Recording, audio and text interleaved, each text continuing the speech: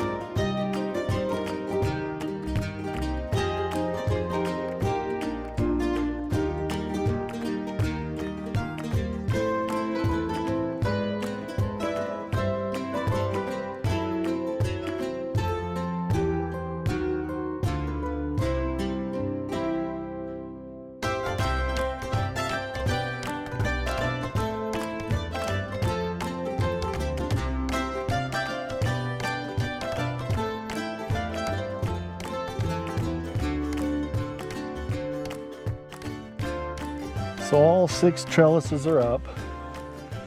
They're, where we come out with is they're basically 5 foot wide, and they're a little bit over 6.5 foot tall, depending on how much mulch we have laying on the ground. Yeah.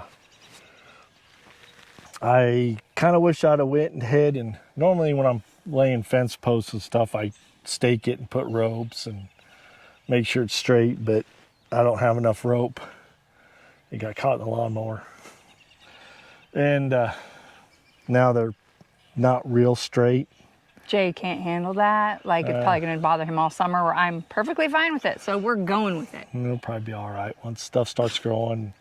And over the years, they're going to settle and move and bend. So it'll probably be all right. But I wish I'd have had the stuff to do a little bit better job. But yeah, this is pretty much going to be the only structure that is going to stay permanently where it's at. The tomato cages or the tomato fences and stuff, we have to move them, you said, because of bugs. yeah, So, well, you're just supposed to crop rotate. yeah, these will hopefully permanently be here and not have to do this again. And then once I get my way and get my watering things in here, Yeah, once we buy all of them that match. again, everything has to match. A little bit. No. So now we're going to start doing some planting. Yep. Hopefully get some more of our stuff planted today. I don't know what your goal is, but we're going to get going on that now. I need to for sure get the sweet potatoes in because those slips are in the window. They're ready to be put in. Are they ready? And then the rest, all of our stuff is all seed, so Yeah. I'd rather get it done while it's overcast Yeah. and breezy and nice today. Yeah. Well, it's supposed to rain a little bit this week and cooler, so Yeah. might actually be good for it. Yep.